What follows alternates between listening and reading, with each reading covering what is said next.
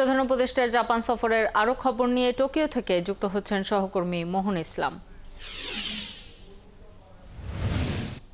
মোহন, আজ প্রধান উপদেষ্টার কর্মসূচিতে কি আছে এবং ৬টি সমঝোতা স্মারকের বিষয়ে বিস্তারিত জানাবেন।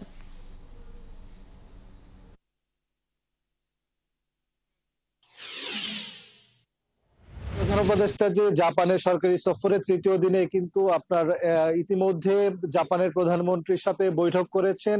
তারপরে জিট্রোর সাথে এক ধরনের দ্বিপাক্ষীয় বৈঠক হয়েছে এবং জাপানি সময় 3:30 তিনি ওসাকা ওসুকো বিশ্ববিদ্যালয়ে যাবেন। সেখানে তাকে একটি ডক্টরেট ডিগ্রি দেওয়া হবে, তিনি গ্রহণ করবেন এবং সেখানে তিনি শিক্ষার্থীদের উদ্দেশ্যে একটি ভাষণ দিবেন।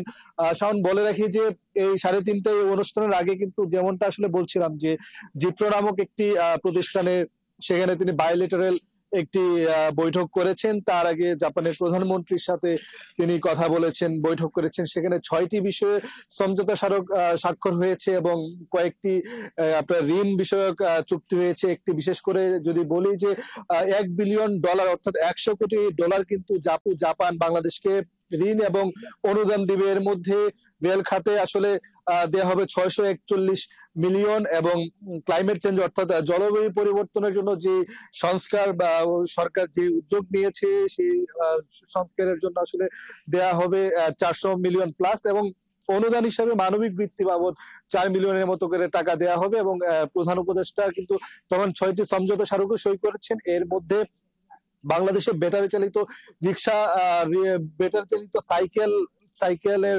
কারখানা স্থাপন থেকে শুরু করে বিদ্যুৎ খাত কিংবা অর্থনৈতিক অঞ্চলে যে জমির চুক্তি রয়েছে সেই বিষয়ে সমঝোতা স্বাক্ষর হয়েছে।